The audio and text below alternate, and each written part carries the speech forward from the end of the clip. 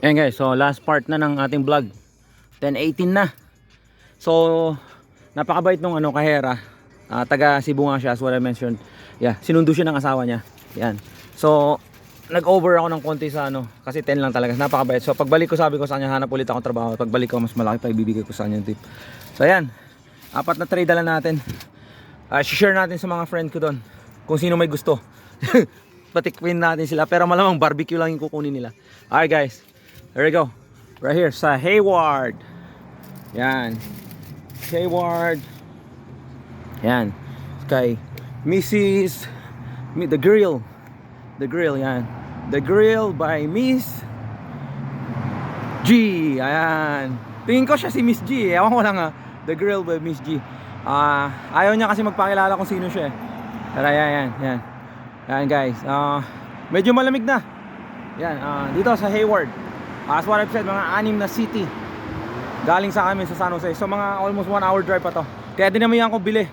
Umabot ng $110 yata, kasama na yung tip. Yan. So it's okay.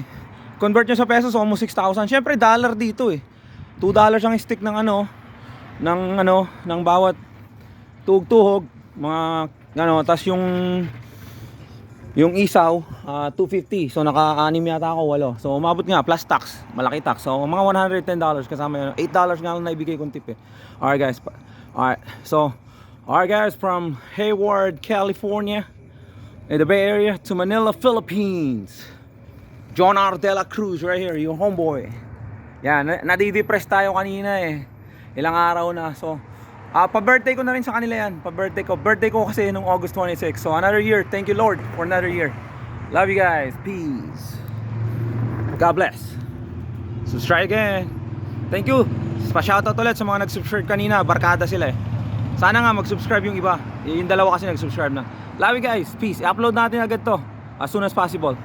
Bye you guys. From the Bay Area, Hayward to Manila, Philippines. Love you guys. So anywhere my subscribers are.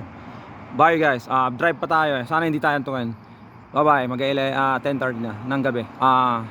Today is September 5, 2024. It's a Thursday. Malamig-lamig na yung hangin. So okay na. Kanina ang init talaga. Alright, mag-end na kasi yung summer, mag-fall na. So bye bye. God bless. Keep praying. Love you guys. Shout out to my kids, Jordan, John, and Gabriel.